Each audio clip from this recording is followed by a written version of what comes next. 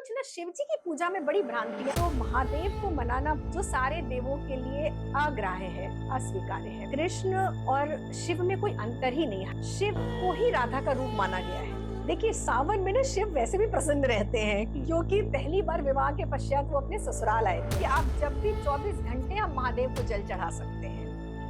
सावन में तो आपके घर में जो शिवलिंग है उसमें भी साक्षात शिव है। शिव भांग पीते हैं भांग धतूरा खाते हैं क्योंकि 23 वर्षों से कभी ऐसा नहीं हुआ। क्योंकि ये प्रेमियों का दिन है। ठीक, ब्रह्मांड का पहला प्रेम विवाह। रुद्राक्ष पहन के मटन चिकन और दारू जो उड़ाते रहते हैं। बड़े से बड़ा अगर एक्सीडेंट आपकी किस्मत में लिखा है वो नहीं होगा। नमामि शमीशान निर्वाण रूपम विभुम व्यापकं ब्रह्म वेद स्वरूपम निजं निर्गुणं निर्विकल्पं निरीहं चिदाकाशमाकाश वासं भजेऽहम् निराकार ओंकार मूलं तुरीयं गिरा ज्ञान गोतीतमीशं गिरीशम्।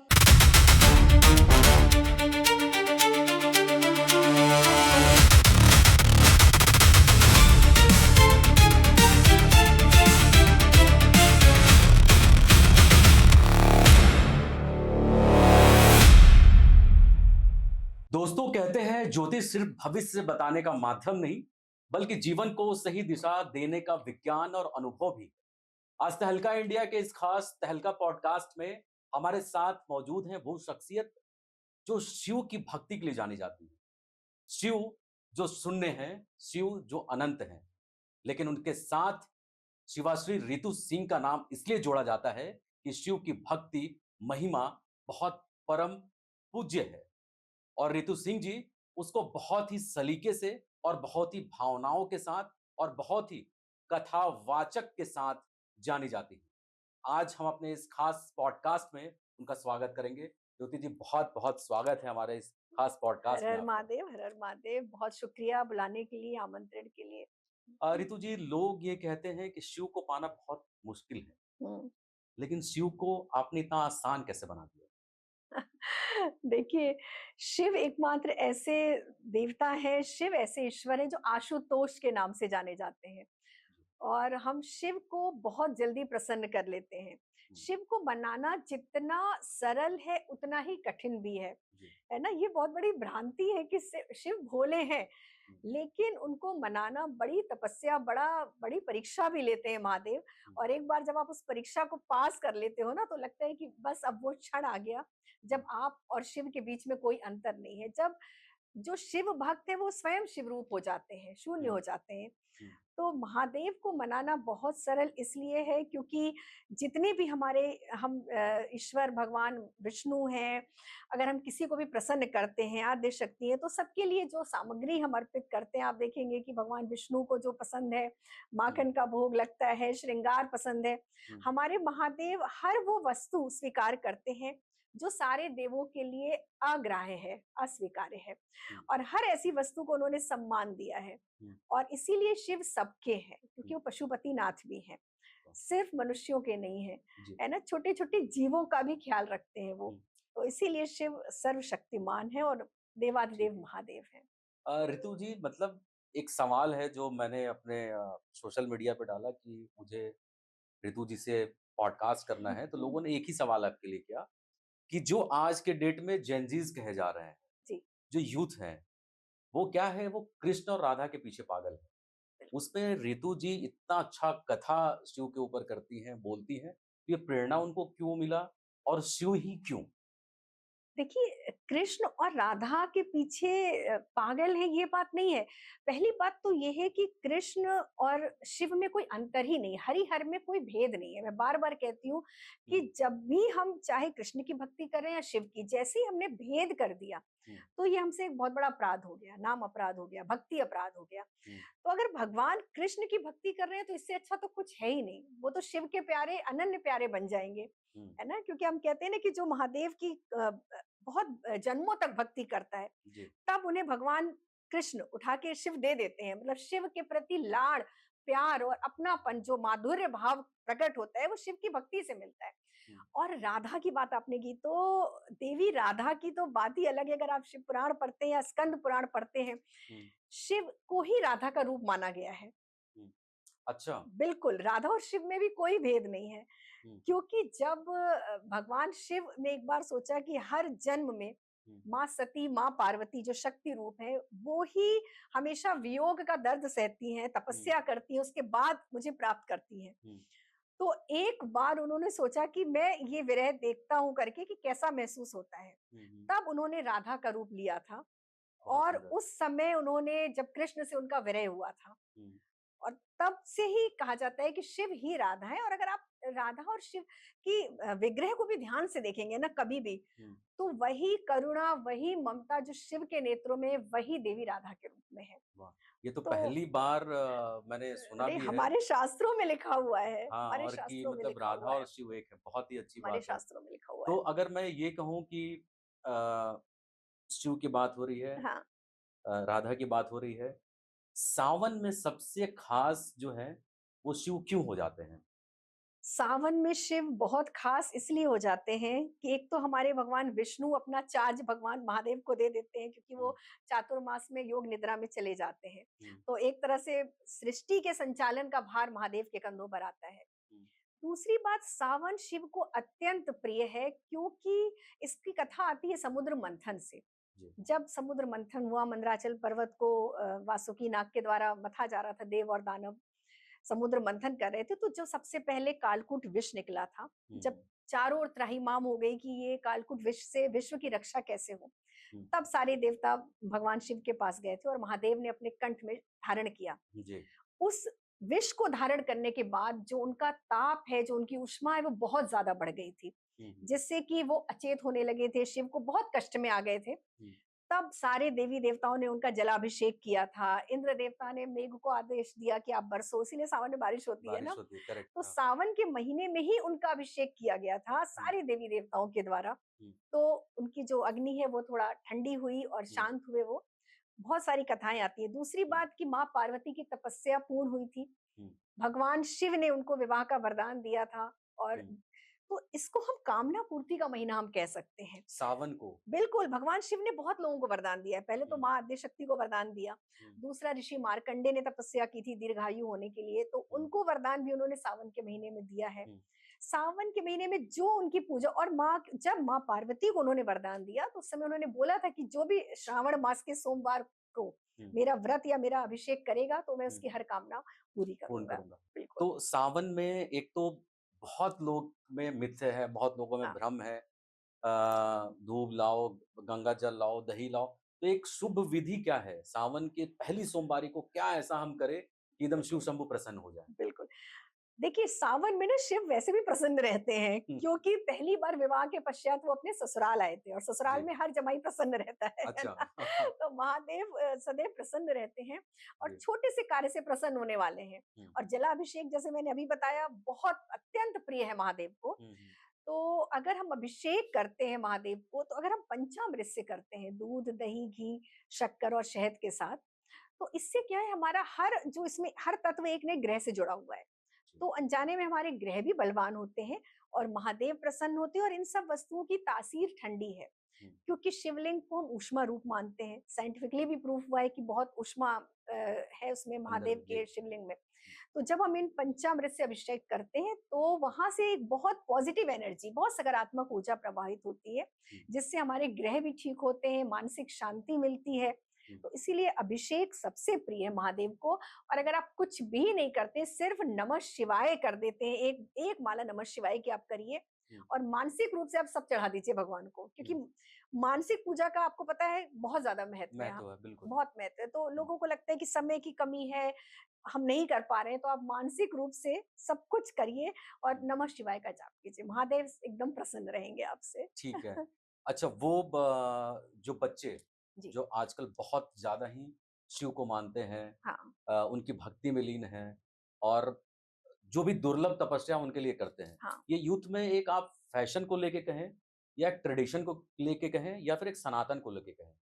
वो लोग जिनको बहुत ज़्यादा ज्ञान नहीं है इनके बारे में, तो सोमवार को कौन से और कितने बजे वो पूजा करें कि भगवान उनको जल्दी प्रसन्न हो? देखिए कोई एक शुभ मुहूर्त है क्या? देखिए एकमात्र शिव ही है जो महाकाल हैं, जो जी। कालों के कालम कहते हैं ना, जहाँ काल गणना समाप्त हो जाती है। हुँ, तो शिव की पूजा में काल का उतना महत्व नहीं है। हुँ। मतलब इसीलिए कभी भी कर सकते हैं आप। इसीलिए यूथ इतना पसंद कर रहे हैं ना कि हुँ, आप जब भी 24 घंटे हम महादेव को जल चढ़ा सकते हैं, हुँ, क्योंकि जल रूप ही है महादेव। बिल्कुल। तो बहुत ज़्यादा उसमें बंदिशें नहीं है, लेकिन फिर भी हुँ, होता है कि शास्त्रों के कुछ विधान नियत किए गए हैं हमारे सनातन में। हुँ, तो अगर आप पूजा कर रहे हैं, आप तपस्या कर रहे हैं, तो उन शास्त्र विधान को मानेंगे तो और अच्छा है। सुबह अगर आप उठ के जल चढ़ाते हैं, पूजा करते हैं तो बहुत अच्छा है, नहीं तो प्रदोष काल हमारे यहाँ हुँ, बहुत अच्छा माना गया है महादेव की पूजा के लिए। हुँ, जो सांध्य बेला होती है, प्रदोष काल का समय, जी। उस समय भगवान शिव की पूजा, खास तौर से दीपदान करना, दीपक जलाना, हुँ, हुँ, हुँ, कई कई जन्मों का जो है पाप कट जाता है इस उपाय से हुँ, और आपके पुण्य उदय होते हैं। तो अगर आज के यूथ के लिए बोला जाए तो वो शाम का समय उनके लिए बड़ा सही भी रहेगा, हाँ। क्योंकि सुबह उनको परेशानी है कि हुँ। सारा रूटीन सबका आज बिगड़ा का हुआ है यूथ ही बच्चों 12 का। बजे के बाद उठता है। 12 बजे के तो इनके लिए प्रदोष काल है। जी। प्रदोष काल में वो शिवालय जा सकते हैं हुँ, और एक दीपदान कर सकते हैं, इससे हुँ, अपना उनका भाग्य बदलना शुरू हो जाएगा। ठीक है। दूसरा सबसे बड़ा सवाल ये है कि आप शिव की भक्ति करते हैं, तो शिव भक्ति के पहले क्या नंदी की भक्ति करनी चाहिए? ये क्या है? मतलब एक प्रोसेस बेसिकली क्या होता है? नहीं देखिए, शिव की भक्ति से पहले नंदी की करनी चाहिए ऐसा नहीं है। जब भी हम किसी बड़े प्रोटोकॉल में जाते हैं, हुँ, हुँ, तो जो उनके पीए होते हैं, पहले हमें उनके थ्रू ही जाना पड़ता है ना, बिल्कुल। थ्रू ही जाना पड़ता है। तो जी। नंदी एक माध्यम ही तो है। हुँ, हुँ, शिव के प्रधान सेवक, हुँ, शिव को अत्यंत प्रिय, प्रिय। तो आप उनको क्रॉस करके कैसे पहुँच सकते हैं? हुँ, हुँ, है ना? हुँ। अभी भी आपको अगर देश के प्रधानमंत्री से मिलना है, तो पहले आपको एक प्रोसीजर है, वो फॉलो तो हाँ, करना फ़ॉलो पड़ेगा करना ना। पड़ेगा, बिल्कुल। तो नंदी वही प्रोसीजर है, आप समझिए। हुँ, नंदी के कान में इसीलिए लोग अपनी कामना कहते हैं। हुँ, तो नंदी को प्रणाम करके पहले उनसे एक आदेश ले लीजिए हुँ, कि भाई हम देवाधिदेव के पास हमें जाना है, तो आप हमें माध्यम बताइए, आप हमें रास्ता समझाइए, और हुँ, नंदी देते भी हैं। तो हुँ, नंदी को प्रणाम कीजिए। ऐसा नहीं कि नंदी की पूरी आपको पूजा और करके जाना, ऐसा नहीं होता। ठीक है, प्रणाम कर दीजिए और उनसे अपनी बात कह ठीक है। दीजिए। अच्छा एक मिथ जो ऋतु जी है सबसे बहुत ज़्यादा है हाँ। कि सावन में जो है वो प्रभु शिव जो है मंदिर से चले जाते हैं। ऐसा है क्या? नहीं, नहीं, ऐसा तो कोई भी मिथ नहीं है। मंदिर से चले नहीं जाते। देखिए, ईश्वर का एक रूप थोड़ी है, हुँ, अनन्य रूप है। कहते हैं ना, कण-कण में महादेव हैं। हुँ, तो अगर उनको आपके घर आना है, तो वो हुँ, मंदिर छोड़ना थोड़ी है। हुँ, वो वहाँ भी है, यहाँ भी है, सर्वत्र हैं। हुँ, ये ऐसा इसलिए कहा जाता है कि सावन में भगवान भ्रमण करते हैं माँ हुँ, पार्वती के साथ, और कहते हैं अपने भक्तों के घर जाते हैं, हुँ, पूरी प्रकृति में भ्रमण करते हैं। हुँ, हुँ, तो हुँ, शिव तो हर जगह कण-कण में विराजमान हो जाते हैं। हुँ, सावन में तो आपके घर में जो शिवलिंग है, उसमें भी साक्षात शिव हैं, हुँ, क्योंकि वो धरती पर उनका वास होता है। तो ऐसा बिल्कुल भी नहीं है कि मंदिर से कैसे चले जाएँगे। हुँ। अच्छा एक सवाल हुँ। और आया था जिसमें चूँकि आप शिव की बहुत बड़ी भक्त हैं, तो लोगों ने मुझसे ये सवाल किया था कि ये चोर पंचक क्या होता है? वो ऋतु जी से ज़रूर पूछिएगा। नहीं, चोर पंचक ऐसा कुछ नहीं। पंचक के समय में क्या होता है ना कि उस समय अगर आप चुपचाप से छुप के भगवान की भक्ति करते हैं, हुँ, किसी को बताते नहीं हैं, हुँ, है हुँ, ना? किसी को आपकी भक्ति, आपकी पूजा, आपकी आराधना के विषय में पता नहीं चलना चाहिए। हुँ, हुँ, तो आपकी भक्ति जल्दी सार्थक होती है, हुँ, और उसमें हम बहुत ज़्यादा काल भी नहीं देखते हैं, समय भी नहीं देखते हैं, तो उस समय अगर आप पूजा करते हैं छुपा के, तो वो जल्दी फलीभूत होती है। ठीक है। और दूसरी चीज़ मेरे को एक बताइए जैसे आपने पूरा शिव जी का वो हुँ। कर रखा है, तो क्या ये महिलाओं के लिए है या महिला ये कर सकती है? अरे महिलाओं ने ही शुरू किया है। माँ अच्छा। पार्वती ने सबसे पहले तपस्या हुँ, की ना, पार्थिव शिवलिंग बनाया, आराधना की। हुँ। ये तो बहुत कुछ ना, शिव जी की पूजा में बड़ी भ्रांतियाँ और बड़े चीज़ें हाँ, वो हैं ना, क्या भ्रांतियाँ वो बताइए, वो बहुत क्या-क्या भ्रांतियाँ। भ्रांतियाँ शिव हैं? जी की पूजा में कितनी भ्रांतियाँ हैं कि शिव भांग पीते हैं।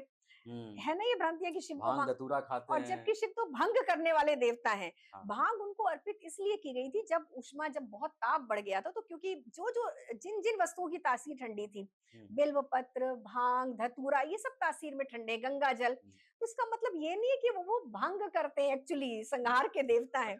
और देखा जाए तो शिव तो सृष्टि के संचालन, बिल्कुल। पालन और संहार कर्ता, तीनों ही महादेव हैं। हुँ, हुँ, और हुँ, भ्रांति है कि महिलाएं नहीं छूनी चाहिए। अब आप बताइए, दक्षिण भारत में आप जाइए, हुँ। अक्का महादेवी का नाम सबने सुना है, जी, कितनी बिल्कुल। बड़ी नैनार, हाँ। जो कि बिल्कुल ही दिगंबर वेश में रहती थी, शिव रूप में रहती थी। हुँ, हुँ, हुँ। और आज भी उनके बड़े-बड़े वहाँ मंदिर हैं, मंदिर बने उनको हैं। हुँ, मानने वाले लोग हैं। हुँ, वो शिव जी की पूजा की यही करती थी ना, पूजा हुँ, करना, श्रृंगार करना, जल चढ़ाना। ये तो बिल्कुल सिरे से ही गलत बात है कि हुँ। महिलाओं को नहीं करनी चाहिए पूजा, अच्छा, बिल्कुल वो करनी वो चाहिए। लोग जो सोशल मीडिया पर आके कहते हैं कि महिलाओं को टीका नहीं लगाना चाहिए। ये सोशल मीडिया का क्या कर सकते हैं हम? आज तो पूरा पूरा घर लोग क्या करोड़ों का बनवा के और क्या सोशल कर मीडिया में सकते हैं आप वास्तु बताइए? दोष निकाल के तोड़ दे रहे हैं। क्या कर सकते हैं? कुछ नहीं कर सकते हैं इनका, कि भाई सब स्वतंत्रता है, ये आप लोगों की मेहरबानी है ना?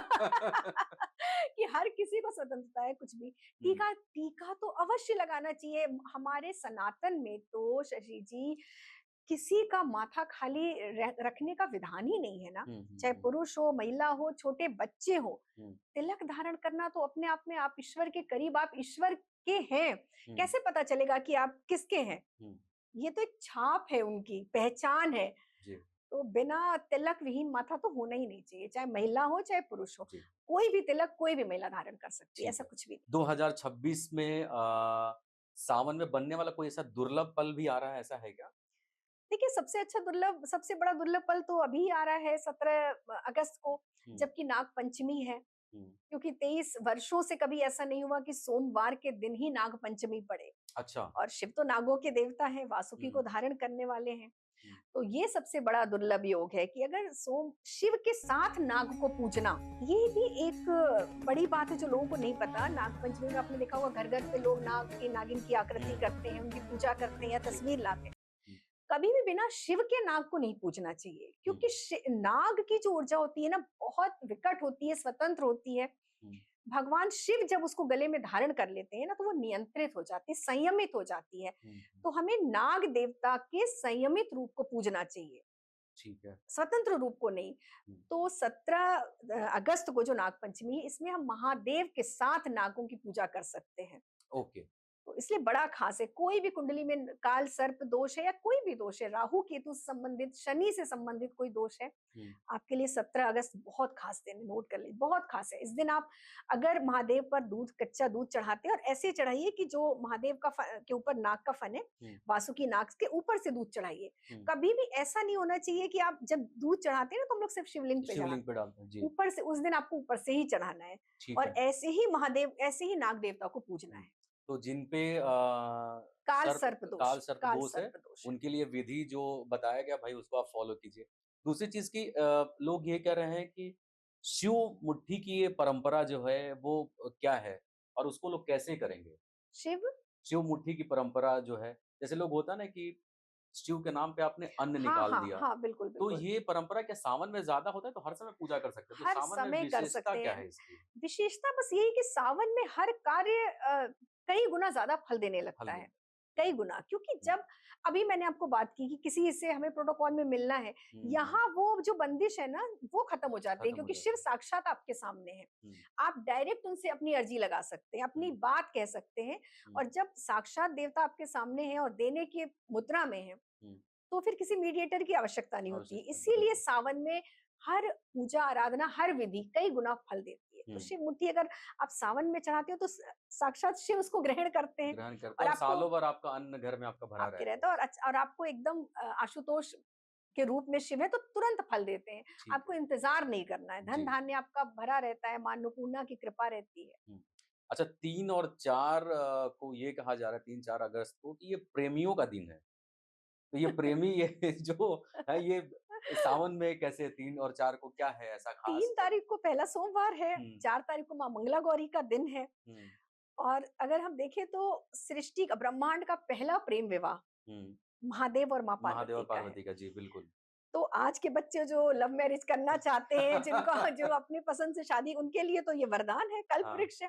तो महादेव को प्रसन्न कर लें सोमवार के दिन, हुँ, और दूसरे दिन माँ मंगला गौरी को प्रसन्न करें। माँ मंगला गौरी और हुँ, भगवान शिव का गठबंधन कर सकते हैं, श्रृंगार चढ़ा सकते हैं, भगवान हुँ, शिव को पंचामृत अभिषेक जो-जो उनको पसंद है, हुँ, बिल्व पत्र चढ़ाइए। हुँ, और सबसे बड़ी बात कि इस समय अगर जो खास तौर से प्रेम की अगर बात करें, हुँ, तो अगर दही में थोड़ा-सा शक्कर मिलाइए हुँ। और महादेव को नमः शिवाय करते हुए अर्पित कीजिए, और उनसे अपनी प्रार्थना आप बोलिए। सोमवार चाहे आप 3 को करिए, चाहे 4 को कीजिए। आपकी ठीक है। कामना पूरी होगी ही होगी। तो इसलिए जी। बहुत खास दिन है। ठीक है। और सावन में क्या ऐसा भी है कि अगर आप बर्फ से शिवलिंग बना के अगर पूजते हैं, तो उसका फल आपको ज़्यादा मिलता है, ये भी है क्या? देखिए बहुत सारे विधि विधान है, हम्म बर्फ से भी बनाते हैं लोग। पार्थिव शिवलिंग का बहुत बहुत महत्व है। बर्फ से हम्म इसलिए क्योंकि वही एक ही कॉन्सेप्ट है कि भगवान शिवलिंग की जो ऊष्मा है उसको शांत करना, ठंडा हम्म करना। तो जितनी ठंडी चीजें हैं, हम्म। बर्फ के शिवलिंग को लोग जोड़ते हैं कि बाबा अमरनाथ से जोड़ते अमरनाथ हैं, से हैं, है बर्फ ना? में रहते हैं, पहाड़ों बर्फ पे में रहते रहते हैं। हैं तो भगवान शिव को तो बर्फ पसंद ही है ना, रजतगिरी में तो हम्म है ही वो। तो हम्म इसीलिए उनको बर्फ चढ़ाने से जल्दी प्रसन्न होते हैं, क्योंकि उनकी ताप शांत होगा तो कोई भी व्यक्ति अगर क्रोध में है हम्म। तो उसको आप एकदम शांत ठंडक कर शांत जी, करेंगे तो वो प्रसन्न हो ही जाए। प्रसन्न होगा तो बिल्कुल। बर्फ का अच्छा है, और पार्थिव शिवलिंग, आप बर्फ के शिवलिंग जो चाहे वो कर हम्म। सकते हैं, कोई दिक्कत नहीं। एक और सवाल है जो सब राशियों के लिए है।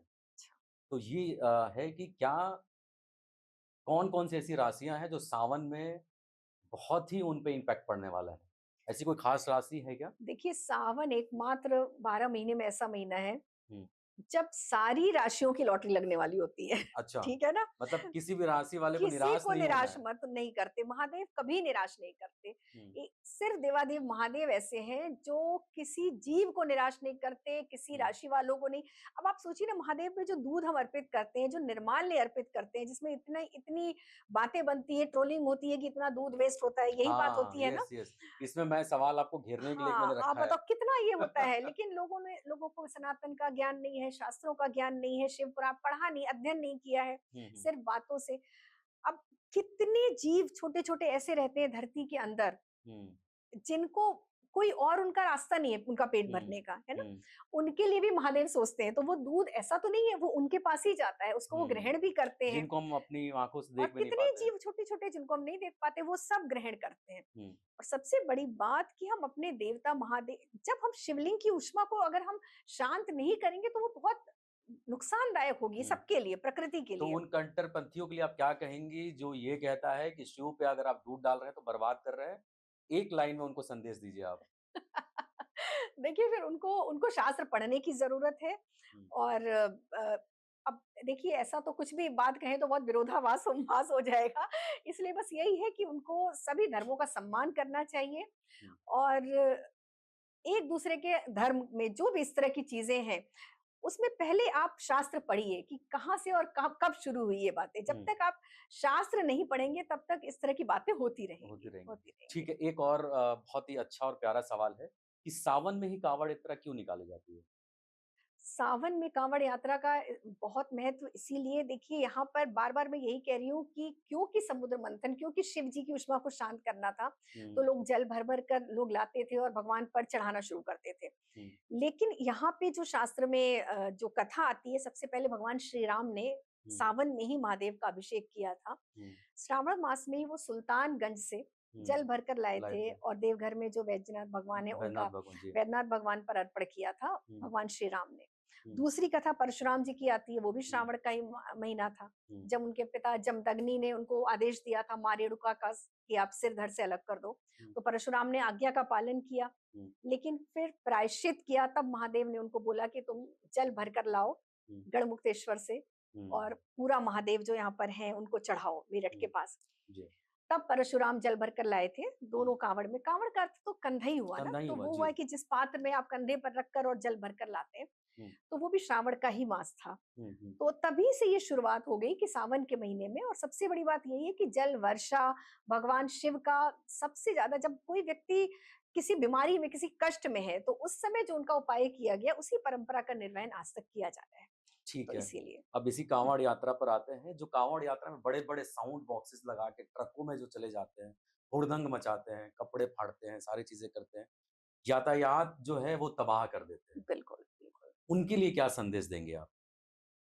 देखिए, क्योंकि उनको भक्ति का मर्म नहीं पता, है ना? उन्हें यही नहीं पता कि कांवड़ यात्रा क्यों निकाली जा रही है, क्या कारण है और इससे क्या सिद्धि मिलती है। हुँ, यहाँ पर प्रशासन का थोड़ा-सा रोल आता है, हुँ, कंट्रोल होना चाहिए, क्योंकि जो कांवड़ यात्रा निकालते हैं उसमें मुझे लगता है 30% 30% लोग हैं जो शास्त्रीय विधि-विधान के साथ इस करते हैं, महत्व को बिल्कुल। करते हैं। जी। उनके घरवाले भी उसको फॉलो करते हैं और हुँ, बड़ी कठिन उनकी यात्रा और ये समय होता है, नियम जी। विधान से बंधा हुआ। हुँ, लेकिन बाकी लोग जो है इसमें, वो एक बहुत गलत चीज़ है, क्योंकि इसीलिए ना हमारे जो शास्त्रीय, जो हमारा सनातन है, उसकी जो परंपराएँ हैं, या जो पूजा विधान है, इसीलिए उसका माहौल बनना शुरू हो गया है। हम्म, क्योंकि जो कुछ अराजक तत्व भी इसमें आ जाते हैं। अब हम्म, आपने देखा होगा कि इसमें नशा बड़ा, काफी लोगों को देखा जो हम्म। आता रहता है कि लोग नशा करते हैं और उसके पीछे ये तर्क देते हैं कि हमारे महादेव भी तो महादेव भी करते हैं। करते हैं, यही यही जो बिल्कुल। है कि वो हाँ, आप देखिए कितने लोग नशे में होते हैं, नशे में कितने साउंड तेज साउंड बजाते बहुत हैं। तेज, तो अज्ञानता बहुत बड़ा कारण है इसका। जी। बहुत बड़ा कारण है अज्ञानता। इसमें प्रशासन को ये निश्चित करना चाहिए कि कौन लोग शास्त्रीय विधि विधान से कावड़ लेके जा रहे हैं और हम्म। कौन से सिर्फ उधम के लिए कर हाँ, रहे मतलब हैं। एक टेम्परेचर होना चाहिए, वो टेम्परेचर, पता चले। इसमें कोई ना कोई विधान तो अवश्य होना चाहिए, जी क्योंकि बिल्कुल। इससे क्या होता है, जो जो सच में जा रहे हैं, जो भक्ति के भक्ति वाले लोग जा रहे हैं, उनको भी वो भी बड़ी बाधा, निराश होते उनको भी हैं। बहुत दिक्कत होती है, बहुत परेशानियों का सामना करना पड़ता है। ठीक है, पहले महिलाएं कांवड़ यात्रा में नहीं जाती थी, हाँ, वो आज के डेट में कांवड़ यात्रा में जा रही हैं। बहुत सारे ऐसे पेरेंट्स हैं जिनको लगता है नहीं, भी सुरक्षा को लेके भी ये सही नहीं है। हम्म। तो क्या वो घर में बैठ के विधि विधान से शिव की पूजा करेंगे तो उतना ही फल मिलेगा जितना वो जाके कांवड़ से जाके वो जल चढ़ा रही है? बिल्कुल, बिल्कुल, ऐसा बिल्कुल भी कहीं नहीं लिखा हुआ है, किसी शास्त्र में, शिव पुराण से लेके आप पढ़ लीजिए, कहीं नहीं लिखा है कि हुँ, कांवड़ यात्रा से ही फल मिल रहा है। हुँ, भगवान शिव ने तो इतना तक लिखा है कि आप किसी भी मेटल, किसी भी उसके बने हुए शिवलिंग की पूजा का अनन्य अनन्य महत्व है। हुँ, और अगर आप अपने घर में बैठकर, अगर शिवलिंग भी नहीं है, सिर्फ मन से ही आप पूजा आराधना करते हैं हुँ, और घर के गमले में अगर छोटा सा मिट्टी के शिवलिंग आप बना लेते हैं और उसका भी आराधना वैसे ही करते हैं, बिल्व पत्र गंगा जल अर्पित करते हैं, तो भी आपको उतना ही फल प्राप्त होगा। हुँ, तो ऐसा बिल्कुल नहीं है कि अगर सुरक्षा कारण है तो कांवड़ यात्रा करना बहुत आवश्यक है। अगर सुरक्षा का आप निश्चित कर लेते हैं तो कोई बुराई भी नहीं है, हुँ, है ना? शिव के निमित्त अगर आप ये करना चाहती हैं, तो हुँ। अपनी सुरक्षा व्यवस्था करके कर सकती हैं, उसमें ऐसा कुछ ठीक, अब एक और सवाल है कि रुद्राक्ष कैसे बनाएँ? नहीं। रुद्राक्ष कहते हैं ना भगवान मैं शिव इसलिए के। कह रहा हूँ कि जी, आज के डेट में आप 80% लोग ऐसे होंगे जो रुद्राक्ष धारण करके बैठे हैं। हाँ लेकिन उनको ये नहीं पता है कि इसका ओरिजिन क्या है, उनको ये नहीं पता है कि ये काम कैसे करता है। 1 मुखी, 2 मुखी, 4 मुखी, जी, जी, मतलब ये तो इतने वेरिएशंस हैं कि बहुत आपको ये सारे, समझना पड़ेगा कि आपको किन राशि से वो करना है। तो ये पॉडकास्ट मैं उन लोगों के लिए करना चाह रहा हूँ, जो बिल्कुल। रुद्राक्ष फैशन के लिए तो धारण कर लेते हैं, लेकिन उसके महत्व को नहीं समझते। तो पहला सवाल ये है कि रुद्राक्ष कैसे बनाएँ? देखिए, रुद्राक्ष जैसे नाम से ही आप देख सकते हैं कि रुद्र अक्ष है ना, जी। है ना? रुद्र भगवान शिव के आंसुओं से, नाम से ही पता चल रहा है कि रुद्र भगवान रुद्र के हुँ, आंसुओं से, अश्रुओं से बना हुआ है। हुँ, क्योंकि जब बहुत तकलीफ पृथ्वी पर देखा भगवान शिव ने, तो कई सारी कथाएं आती हैं, उसमें ये भी हुँ, कथा एक बार आती है कि उनके भक्त जब बहुत कष्ट में रहते हैं तो भगवान शिव के अश्रु जो गिरते हैं उससे रुद्राक्ष का निर्माण हुआ है। हुँ, लेकिन हुआ भगवान शिव का ही अंश हुँ, है ना? रुद्राक्ष को हम पूरा का पूरा महादेव का अंश मानते हैं। हुँ, तो रुद्राक्ष धारण करना अच्छी बात है, सबको धारण करना चाहिए। हुँ, लेकिन जो शिव के प्रति समर्पित है, जो शिव तत्व को समझता है, जो शिव से प्रेम करता है, हुँ, जिसके हृदय में शिव है, हुँ, सिर्फ उनको ही रुद्राक्ष पहनना चाहिए। ठीक है। क्योंकि ये आपका रुद्राक्ष अगर आपने पहन लिया तो आप शिव के हैं, हुँ, है ना? तो महादेव की सीधी नजर आप पे, आपके हर क्रियाकलाप पे नजर है। हुँ, फिर कुछ आपको विधान मानने ही पड़ेंगे। ये नहीं कि आप रुद्राक्ष पहन के मांस मदिरा का सेवन कर रहे हाँ, हैं, ये यस, है ना? यस, कहीं भी बिल्कुल। जा रहे हैं, श्रृंखलता कर रहे हैं, नहीं, वो नहीं। हुँ, फिर वो आपका फ़ायदा तो क्या होगा और उसका नुकसान ज़्यादा होगा। आप अपने हुँ, पापों में ही वृद्धि कर रहे हैं अनजाने में। हुँ, इसीलिए रुद्राक्ष बहुत सोच समझ के ही धारण करना चाहिए। फ़ैशन तो रुद्राक्ष फ़ैशन में तो कभी भी धारण नहीं करना हुँ। चाहिए। नहीं तो उन लोगों के लिए आप एक मैसेज ज़रूर दीजिए जो रुद्राक्ष पहन के मटन, चिकन और दारू जो उड़ाते रहते हैं, उनके लिए क्या मैसेज अपने है? पापों में बहुत वृद्धि कर रहे हैं। हुँ, जो उनके संचित कर्म है उसका अभी फल वो भुगत रहे हैं कि चलो ठीक है, बहुत अच्छे कर्म किए हैं तो उनको सब सुख सुविधाएं हैं। हुँ, हुँ, लेकिन वो अनजाने में न चाहते हुए भी हुँ, एक बहुत बड़ा पाप अपराध कर रहे हैं। हुँ, तो रुद्राक्ष वो धारण ना करें, और अगर करते हैं तो हुँ, अपनी आदतों में सुधार कर लें। और ये भी बड़ी बात है, आप रुद्राक्ष पहनने के बाद मैंने बहुत परिवर्तन देखा है, हुँ, लोगों का जीवन परिवर्तित हो जाता है। आदतें तो बहुत छोटी सी बात है। जी। तो ये भी मैं श्योर हूँ कि जो रुद्राक्ष, अगर सच्चा रुद्राक्ष आपने पहन लिया हुँ, और आपने बहुत पाप कर्म कर रहे हैं निमित्त में, हुँ, धीरे धीरे आपके अपने आप पापों से दूर होंगे। ये तो हुँ, मैंने अनुभव से देखा है। जिनको भी रुद्राक्ष, क्योंकि मेरा बहुत आस्था है, मेरी बहुत जी, विश्वास है, बिल्कुल। तो बहुत जो तकलीफ में लोग आते हैं, जिनके जीवन में कुछ भी अच्छा नहीं चल रहा, हुँ, सब उपाय करके हार गए हैं, हुँ, उनको जब मैं महादेव द्वारा अभिमंत्रित, जो भगवान का अभिषेक में करवाती हूँ उज्जैन में, आपने भी बहुत लोगों ने हाँ, देखा होगा करेक्ट, सोशल करेक्ट। मीडिया में, हुँ, तो वो जो रुद्राक्ष जो महाकाल को स्पर्श करवा के मैं लेती हूँ, वो आशीर्वाद स्वरूप, वो जब मैं दे देती हूँ ना, हम्म, तो अगर कुंडली ना भी खोल के देखा जाए तो भी मुझे पता है कि इसके जीवन में इसकी समस्या दूर होगी होगी, कहीं ना कहीं सकारात्मक बदलाव आएंगे। रुद्राक्ष हम्म, इतना पावरफुल है। जी। बड़े से बड़ा अगर एक्सीडेंट आपकी किस्मत में लिखा है वो हम्म, नहीं होगा, होगा जरूर, लेकिन आपको चोट नहीं पहुंचेगी, हम्म, आप सुरक्षित रहेंगे। सुरक्षा के लिए रुद्राक्ष से अच्छा कुछ भी नहीं है। आजकल लोग इतना डरते हैं यात्राएं, भाई एक्सीडेंट्स का बहुत चल रहा है, बिल्कुल। विमान दुर्घटना, ट्रेन दुर्घटना, कार दुर्घटना। मैं तो कहती हूँ आप रुद्राक्ष पहन के तो देखो और हम्म, एकदम कुछ नहीं होगा आपको। हम्म, महादेव हाथ पकड़ लेते हैं, तो ये छाप है महादेव की कि आप उनके हैं। रुद्राक्ष अवश्य पहनना चाहिए और कोशिश करिए कि धीरे धीरे अपनी आदतों में परिवर्तन करें। एकदम से नहीं भी छूट रही है, हम्म, मान लीजिए कोई खाता है, कुछ भी दिक्कत है, तो अब वो सोचे कि छूट जाए मेरी आदत तब हम रुद्राक्ष धारण करें। हम्म, तो एक बार आप पहनिए रुद्राक्ष, हम्म, ठीक है, अपने आप आपको विरक्ति हो जाएगी। जी, ठीक है। और सावन में शिव को सबसे प्रिय मंत्र क्या है? आपके स्वर से हमारे ऑडियंस जो 3 मिलियन सब्सक्राइबर्स है, वो सुनना चाहते हैं। अच्छा, देखिए भगवान शिव के 4 स्तोत्र हैं जो कि शिव को अत्यंत प्रिय हैं, अत्यंत मैं ये प्रिय हैं। चाह रहा हूँ कि आप एकदम गुनगुनाएँ और अच्छा। लोग यूट्यूब पे सुबह वही पूरे सावन में वही सुनें। अच्छा, देखिए वैसे तो शिव तांडव स्तोत्र है, रुद्राष्टकम है, शिव महिम्न है और लिंगाष्टकम, ये 4 स्तोत्र महादेव को एकदम प्रसन्न कर देते हैं। और मैं रुद्राष्टकम का पाठ करती हूँ, बचपन से डेली करती हूँ, तो मैं वही गुनगुना सकती हूँ जी, बिल्कुल, अभी, है प्लीज़, ना? प्लीज़। नमामि शमीशान निर्वाण रूपम विभुं व्यापकं ब्रह्मवेद स्वरूपम निजं निर्गुणं निर्विकल्पं निरीहं चिदाकाशमाकाश वासं भजेऽहम् निराकार ओंकार मूलम तुरीयम गिरा ज्ञान गोतीतमीशम गिरीशम। बहुत लंबा है तो बहुत मैंने जी। 4 लाइनें यहाँ पर बोल दी, नहीं, बहुत लेकिन इतना ये, मधुर है कि हाँ मुझे लग ये रहा था कि मैं पूरा सुनता रहूँ। क्योंकि ये बहुत लंबा है तो ये अवश्य पढ़ना चाहिए सावन में। जी, और अगर एक मंत्र की बात करें तो मैं हमेशा बताती हूँ कि श्री सांब शिवाय नमः, चमत्कारिक मंत्र है। माँ पार्वती के साथ भगवान शिव को नमन कीजिए हुँ, सावन के महीने में और आप देखिए मन चाहा वरदान मिलेगा आपको। बहुत, बहुत अच्छा। जो भी व्याकुल होते हैं, जो जीवन से बहुत ही मायूस हो रहे हैं, आजकल यूथ बहुत जल्दी अपना टेम्परामेंट खो लेता है। तो जो रितु जी कह रही हैं, प्लीज़ उसको अपनाइए और आप देखेंगे कि आपके जीवन में किस तरह से शिव बदलाव लेकर आते हैं। और ये सिर्फ़ बातें मात्र नहीं है, ये प्रैक्टिकल है, लोगों ने इस पे रिसर्च किया है और आज भी ये पाया जाता है कि शिव को पाने का रास्ता बहुत शून्य से जाता है, उसके लिए आपको कुछ करने की ज़रूरत नहीं है।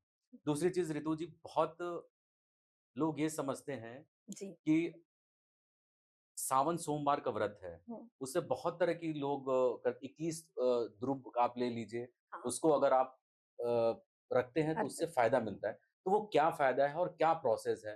तोड़ने से लेकर रखने तक क्या करना चाहिए? दूर्वा की बात कर रहे हैं आप। जी, देखिए कुछ सामग्रियां हैं जो महादेव पर चढ़ती हैं, और अगर ये राशियों के अनुसार अगर आप चढ़ाते हैं तो और भी अच्छी बात है, अगर जी। आपको अपनी राशि पता है हुँ।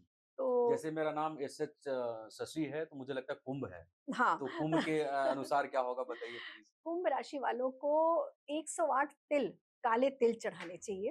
हुँ, क्या है ना कि देखिए 108 संख्या का बहुत महत्व है महाराज, जी, सावन में खास तौर से हुँ, कोई भी वस्तु जब हम शिव को अर्पित कर रहे हैं अभिषेक के साथ जी, 108 की मात्रा में आप चढ़ाइए। हुँ, मेष राशि से लेके मीन राशि तक, है ना, हुँ, मैं बता देती हूँ आपको। जी, जी, ठीक है, बिल्कुल, हाँ। मेष राशि वालों को 108 गेहूं के दाने अगर अर्पित करते हैं, हुँ, का सूर्य भी बलवान होता है और महादेव की कृपा तो मिलती है। वृष राशि क्योंकि शुक्र प्रधान राशि है, हुँ, तो उनको 108 अगर वो बेले के पुष्प चढ़ाते हैं हुँ, या फिर केसर के धागे, दोनों में से कोई भी चीज वो चढ़ाना शुरू करें 108 की संख्या में, हुँ, हुँ, महादेव खुश होते हैं। मिथुन वृष के बाद आती है हमारी मिथुन राशि। मिथुन राशि वालों को दूर्वा, जैसे अभी आपने बात की ना, जी। क्योंकि बुध प्रधान राशि है, हम्म, तो वो अगर 108 दूर्वा महादेव को एक एक करके अर्पित कीजिए। हम्म, नमः शिवाय बोलते हुए अर्पित करना है आपको। आप देखिए आपके जीवन में कितना बड़ा बदलाव आएगा। बहुत सुंदर। किसी भी एक सोमवार को कर लीजिए। अगर आप चारों सोमवार को करते हैं अच्छा है, नहीं हम्म, तो हर सोमवार को अलग अलग वस्तु कर दीजिए। हम्म, कर्क राशि वाले अखंडित चावल, साबुत अक्षत जिसको हम कहते हैं, हम्म, 108 आप लेके जाइए और महादेव को अर्पित कीजिए। हम्म, सिंह राशि वाले ज्वार, जो जौ आती है, जी। जौ अर्पित कर सकते हैं।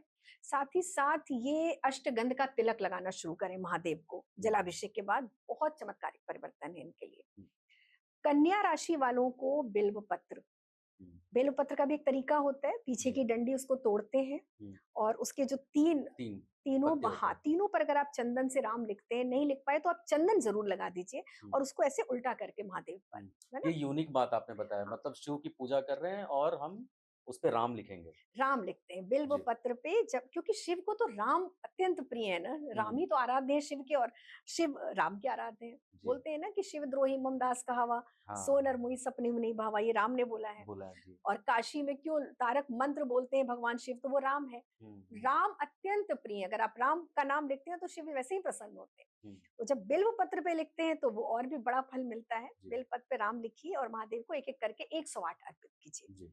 कन्या राशि वाले लोग। हम्म, वृश्चिक राशि वाले लोगों की बात करें तो वो देखिए, एक आध धतूरा, जी। धतूरे छोटे छोटे मिल जाएंगे आपको, 108 आप इकट्ठा कर लीजिए हम्म, और उसको थोड़ा थोड़ा शहद लगाकर, हम्म, ठीक है, महादेव पर अर्पित करते जाइए। हम्म, आपके अंदर की सारी विकृति, सारे विषाद, हम्म, जितनी नेगेटिविटी है वो सब निकल खत्म हो जाएगी। हम्म, धनु राशि वालों को पीले रंग के पुष्प, हम्म, गेंदे के पुष्प चढ़ा सकते हैं वो, या आता है कनेर का जो आता है पीला पुष्प, वो चढ़ा सकते हैं धनु राशि वालों। मकर राशि वालों को शमी पत्र चढ़ाना चाहिए, घी लगाकर उस पर थोड़ा सा शमी पत्र, एक एक करके 108 शमी पत्र और नमः शिवाय का मंत्र अवश्य पढ़ना चाहिए, पढ़ना जी। बिल्कुल पढ़ना चाहिए। और हमारा मीन राशि जो लास्ट में है, मीन हम्म, राशि वालों को श्वेत आर्क के पुष्प चढ़ाने चाहिए, हम्म, जो महादेव को अत्यंत प्रिय है। अच्छा। श्वेत आर्क अगर नहीं मिल रहा है तो हर हम्म, श्रृंगार के पुष्प ठीक है। 108 की संख्या में आप चढ़े। मीन राशि वालों की वैसे भी साढ़े साथी का सेकंड चरण है, बहुत परेशान चल रहे हैं। हम्म, कुंभ और मीन दोनों के लिए, मेष तीनों पे साढ़े साथी है, तो ये तीनों लोग उपाय अवश्य करें, क्योंकि इनका शनि भी शांत होगा और हम्म, साढ़े साथी के जो नकारात्मक प्रभाव है वो नहीं होंगे इनको, हम्म, बल्कि महादेव की कृपा से ये साढ़े साथी बहुत अच्छी जाएगी इनकी। ओके, ठीक है। ये तो बड़ा अच्छा आपने जी सारी राशियों का बता जी दिया। एक वो बच्चियाँ या फिर वो जो महिलाएँ हैं, वो लड़कियाँ जो पूरे साल इंतज़ार करती हैं कि सावन आएगा और मैं शिव जी को ये चढ़ाऊँगी, ऐसे पूजा करूँगी, ऐसे पाठ करूँगी, ऐसे श्रृंगार करूँगी। लेकिन ऐन वक़्त पे क्या होता है कि उनको पीरियड्स आ जाते हैं। बिल्कुल। तो उसपे फिर ये पूजा विधि कैसे कर सकती हैं या पूजा करना चाहिए, नहीं करना चाहिए? सावन की बात कर रहे हो ना, थोड़ी जी, सी भ्रांति लोगों में ये है कि सावन का मतलब सोमवार है, ऐसा नहीं है। जी। 4-5 दिन ही आएंगे ना, हुँ, पूरा हुँ, हुँ। सावन तो उनके पास है ओह! ना। जी, तो बिल्कुल। फिर तो वो पूरे जो 25 दिन हैं, उसका हुँ, फ़ायदा उठाएँ, 25 दिन जो चढ़ाना है चढ़ाएँ। हुँ, और उन दिनों में वो महादेव के, ऐसा नहीं है कि वो दर्शन नहीं कर सकती, बाहर से स्पर्श नहीं कर सकती हैं। हुँ, तो हुँ, उस उन दिनों वो जाप कर सकती हैं बैठ के, हुँ, मन ही मन में जाप कर सकती हैं, मानसिक रूप से भगवान शिव की पूजा आराधना कर सकती हैं। हुँ, हुँ। और उसके बाद जब आप शुद्ध हो जाते हैं तो आप करिए पूजा पूरे सावन। ऐसा नहीं कि आप एक सोमवार नहीं कर पाए तो कुछ खंडित हो गया आपका व्रत, ऐसा नहीं होता। अच्छा, पूरे ये सावन इम्पोर्टेंट है। नहीं, जी। पूरे सावन शिव आपके साथ हैं। हुँ, आखिरी दिन भी अगर आपने पूजा कर ली, श्रावण पूर्णिमा को भी, हुँ, तो भी आपको पूरे सावन के महीने का फल मिलना ही मिलना है। तो वो 2-4 दिन के लिए परेशान होने की ज़रूरत नहीं हुँ, है, क्योंकि महादेव पिता हैं हुँ। और वो, उनको तो सब ज्ञात है। जी, बिल्कुल। एक सवाल और है उसमें ये है कि आप देखेंगे लोग क्या पूरे सावन दाढ़ी छोड़ देते हैं, दाढ़ी नहीं बनाएँगे, नाखून नहीं काटेंगे, सारी चीज़ें तो ये मतलब क्यों? ऐसा करने से कुछ शिव जी ने तो ऐसा कुछ कहा नहीं कि तुम मेरे लिए दाढ़ी छोड़ दो, मेरे लिए नाखून मत देखिए काटो। कहा नहीं है, लेकिन ये एक तरह से अच्छी बात है नहीं करते तो। हुँ, हमारे यहाँ व्रत उपवास में बाल कटवाना, नाखून काटना, शेव करना, ये सब मनाही है, शास्त्रों में लिखा हुआ हुँ, है हुँ, हमारे हुँ, यहाँ। तो एक तरह से अगर आप कर सकते हैं इतना अगर आपका काम चल जाता है बिना शेव किए, बिना नाखून काटे, तो आपको नहीं करना चाहिए। हुँ, क्योंकि उपवास इससे खंडित माना जाता है। अगर आप अच्छा। उपवास कर रहे हैं पूरे सावन में, हम्म, नहीं तो आप सोमवार के दिन अगर व्रत रख रहे हैं तो आपको ये कार्य नहीं करने चाहिए। हम्म, पूरे सावन के पीछे तो चलिए बहुत लॉजिक होता है कि हर कोई त्याग करता है, कुछ न कुछ ऐसा तो करो जो आपको और 11 महीने से अलग कर दे, जी। है ना? लोग चप्पल छोड़ देते हैं, लोग खाने की कोई वस्तु छोड़ देते हैं, हम्म, बहुत से लोग मदिरा पीते हैं, वो छोड़ देते हैं। तो बहुत शिव के निमित्त आपका कोई कार्य तो ऐसा हो, जी, जिससे वो ठीक है ना? प्रसन्न हो। जिससे वो प्रसन्न हो। ठीक है। और दूसरी चीज़ है मैम कि बहुत एक बेसिक सवाल है, लेकिन लोगों को मन में आता है और उससे बहुत सारी भ्रांतियाँ भी जुड़ी हुई हैं। मैं चाहता हूँ वो भ्रांति आप दूर करें। जैसे अगर सावन में किसी की मृत्यु हो जाती है, हाँ जी, तो वो क्या शुभ होता है, अशुभ होता है? मतलब मृत्यु तो ख़ैर सब कुछ चला ही गया, बिल्कुल। लेकिन लोग क्या करते हैं फिर अगले सावन में हम नहीं करेंगे क्योंकि हमारे सावन में दादाजी गुज़र गए, पिताजी गुज़र गए, माँ गुज़र गए।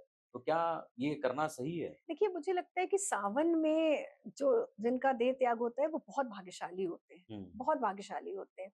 सीधी शिव की दृष्टि होती है उन पे। हुँ, तो ऐसा बिल्कुल भी नहीं होता कि सावन में अगर घर में किसी की मृत्यु हो गई पूरे मंथ में, तो हुँ, अगला सावन आप नहीं करेंगे, खंडित होगा। ऐसा ये तो बिल्कुल निराधार है। ऐसा हुँ, कहीं हुँ। कोई शास्त्र में उल्लेख नहीं है। है ना? स्पेसिफिक कुछ त्योहारों की बात होती है हमारे यहाँ कि भई होली हो गया हाँ, या जैसे होली हो दीपावली गया, ऐसे में होता होली, है। दिवाली का ही मेन होता है। तो हुँ, इसका मतलब ये नहीं कि आपका पूरा सावन ही खंडित, ऐसा बिल्कुल भी नहीं है। बल्कि आपको तो ये समझना चाहिए कि शिव की कृपा है। अगर कोई व्यक्ति, कोई उम्र-दराज व्यक्ति है जिसके जाने का समय है हुँ, और वो सावन में जाता है, तो इसका मतलब वो सीधे शिवलोक गया है, सीधे कैलाश धाम की प्राप्ति हुई है उनको। हुँ। सावन में मृत्यु वालों को कैलाश धाम की मतलब प्राप्ति स्वर्ग की होती है प्राप्ति बस। हो गई। अच्छा दूसरा ये है मैम कि सावन में क्या ऐसा कोई उपाय है जिससे कर्ज से जल्दी मुक्ति हो जाए? ऐसा हाँ, है क्या? बिल्कुल, बिल्कुल, मैं तो वैसे ही कह रही हूँ कि सावन कल्प वृक्ष हुँ, है ना? जो जो समस्या है सब लेके पहुँच जाओ महादेव के पास, लिस्ट हुँ, बना लीजिए पूरी। कोई नहीं हुँ, कि आपकी 1 है, आपकी 10 है तो आप 10 की लिस्ट बना लो। हुँ, इस समय भगवान महाराजाधिराज भगवान शिव राजा के रूप में है, हुँ। ठीक है? क्योंकि जो माँगेंगे वो मिलेगा। कार्यभार है और राजा निराश नहीं करते। जी। तभी तो महाकाल की सवारी निकलती है ना। हुँ, हुँ। उज्जैन में सावन कितना खास होता है। बिल्कुल, बाबा की सवारी निकलती सवारी है निकलती और है। प्रजा जनता खड़ी रहती है हुँ, झोली फैलाए उनके सामने। हुँ, हुँ, हुँ, तो चाहे कर्जा है, जो भी समस्या लेके पहुंचो। हुँ, और कर्जे के लिए खास तौर से सावन में अगर आप सोमवार के दिन एक नारियल महादेव पर अर्पित कीजिए, हुँ, तोड़ना नहीं, आपको साबुत नारियल आप भगवान शिव पे रखिए और शिवलिंग के पास, हुँ, और उनसे प्रार्थना कीजिए कि हमारा हुँ, कर्ज जल्दी दूर करें भगवान। हुँ, तो ये बहुत अच्छा उपाय है। नारियल चढ़ाने से भगवान शिव जल्दी सुनते हैं और हुँ। कर्जा दूर करते हैं। अब शिव से लोग डरते भी हैं हाँ। कि बहुत जल्दी गुस्से हो जाते हैं, वो हो जाते हैं। तो एक सवाल जो है वो ये है कि क्या इस कलयुग के जो अभी जो दौर चल रहा है, हाँ जी। उसमें त्रिनेत्र खुलेगा शिव का? शिव का त्रिनेत्र तो देखिए ऐसे इतनी छोटी चीजों में नहीं खुलता है ना। हुँ, तीसरा नेत्र तो प्रलयकारी होता है महादेव का। हुँ, बहुत ही जब सृष्टि में बहुत बड़ा परिवर्तन होता है तब उनका तीसरा नेत्र खुलता है। हुँ, क्योंकि तृतीय नेत्र को हम अग्नि का प्रतीक मानते हैं। भगवान शिव का जो दाहिना नेत्र है वो सूर्य का प्रतीक है हुँ, और जो बायां नेत्र है वो चंद्रमा का, और जो तीसरा नेत्र है वो अग्निदेव अग्नि का। का। हुँ, तो अग्नि तो तभी वो त्रिनेत्र तब खुलता है। तो अभी बहुत समय बाकी है, अभी तो कलयुग शुरू ही हुआ है। हुँ, अभी तो बहुत समय है, तो प्रलयकारी तो महादेव है ही है, बिल्कुल त्रिनेत्र खुलेगा, हुँ, लेकिन कलयुग के अंत में खुलेगा महादेव हुँ। का त्रिनेत्र। कल्कि अवतार आपके हिसाब से कहाँ लेने वाले हैं? देखिए, मेरे हिसाब से अब जहाँ लिखा हुआ तो बहुत कुछ है कि संबल में ले रहे हैं हुँ, कल की अवतार, लेकिन अगर आप शास्त्रों को ना बड़ा विश्लेषण के तौर पे पढ़ेंगे, बहुत गहन अध्ययन करेंगे ना, तो उसमें हुँ, बहुत कुछ लिखा हुआ है, हुँ, बहुत कुछ लिखा हुआ है। उसमें संबल का अर्थ ये भी है कि सृष्टि को जो संबल देने वाला स्थान है। हुँ, जैसे कि सृष्टि को संबल कौन देता है? काशी। हुँ। भगवान का त्रिशूल पर स्थित है काशी। स्थित राइट हाँ। हाँ, और वहां पर लिखा है कि शिव संबल, मतलब बहुत शास्त्रों में मैंने बहुत अध्ययन किया है। तो अगर हुँ, आप मेरे लिए एक लाइन पूछेंगे तो मुझे लगता है कि जो कल्कि अवतार होगा वो वाराणसी में होगा। हुँ। कल्कि अवतार के नाम पे तो संभल में पूरा पूरा मंदिर बन रहा है। पूरा बन रहा है, लेकिन अगर आप शास्त्र पढ़िए हुँ, तो उसमें आपको समझ आएगा कि उसमें जितनी लक्षण बताए गए हैं ना, हुँ, जो जो चीजें बताई गई हैं वो हुँ। सब कुछ काशी में है। तो इसीलिए मुझे लगता है कल्कि अवतार काशी में ही होगा।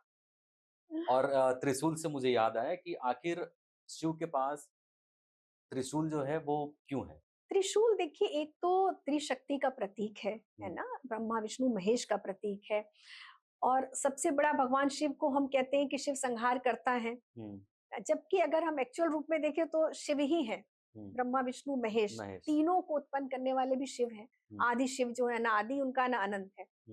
लेकिन त्रिशूल धारण उन्होंने इसीलिए किया हुआ है कि जो उनका भैरव रूप है, जो उनका वीरभद्र रूप है, जो उनका रौद्र रूप है, हर देवी देवता के हाथ में कोई ना कोई अस्त्र शस्त्र तो है ही। लेकिन ये क्योंकि बैलेंस करते हैं ब्रह्मा विष्णु महेश तीनों की शक्तियां। और अगर देखा जाए तो सत्व गुण रज गुण और तम गुण का प्रतीक, मतलब बहुत कुछ कहता है उनका एक त्रिशूल। जैसे बिल्वपत्र एक बहुत कुछ कहता है ना, शिव की जितनी भी ये चीजें हैं वो सब बहुत कुछ कहती हैं, उनका एक अर्थ नहीं होता। तो कहीं ना कहीं भूत वर्तमान भविष्य, सत्व गुण रज गुण और तम गुण, ब्रह्मा विष्णु महेश सबका प्रतीक है उनका त्रिशूल। ठीक है। और अभी आजकल सोशल मीडिया पे आप देख रही होंगी वो प्रेम योनि की बात होती है, तो प्रेम योनि क्या है? कि सोशल मीडिया की बातों पर क्या ही डिस्कशन हम कर सकते हैं ना, कि ये इनका कोई आधार नहीं है ना। बात आप करो तो शास्त्रों के आधार पर बात करिए। इस तरह से आप कोई भी शब्द प्रचलित कर देना प्रेम योनि, तो ऐसा तो प्रेत योनि, प्रेम योनि, योग योनि, ऐसा कुछ भी नहीं है। ऐसा शास्त्रों में हमारे कहीं वर्णित नहीं है कुछ भी। तो सोशल मीडिया में तो बहुत सारी बातों लोगों ने बना रखी हैं, है ना, टाइम पास के लिए, तो उसका कोई अभी ध्यान नहीं। उसमें ये है कि आप देखती भी होंगी, हाँ, स्क्रॉल करती होंगी, आपके पास आता भी होगा कि एक एक मंत्र बोलो और वो लड़की भाई आपके वश में हो जाएगी।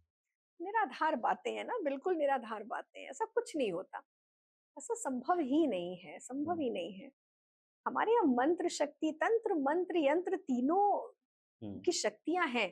तंत्र में भी बहुत शक्ति है, मंत्र में भी शक्ति है और यंत्र में भी शक्ति है, लेकिन सबसे ऊपर हमारे यहाँ मंत्र शक्ति है। अब ये एक शब्द बोलो, ये तो बहुत से लोग तंत्र में जो सम्मोहन विद्या या आपने सुना होगा कर्ण पिशाचनी, इस तरह की बहुत सारी चीजें हमारे सनातन में है, ऐसा नहीं एग्जिस्ट करती है।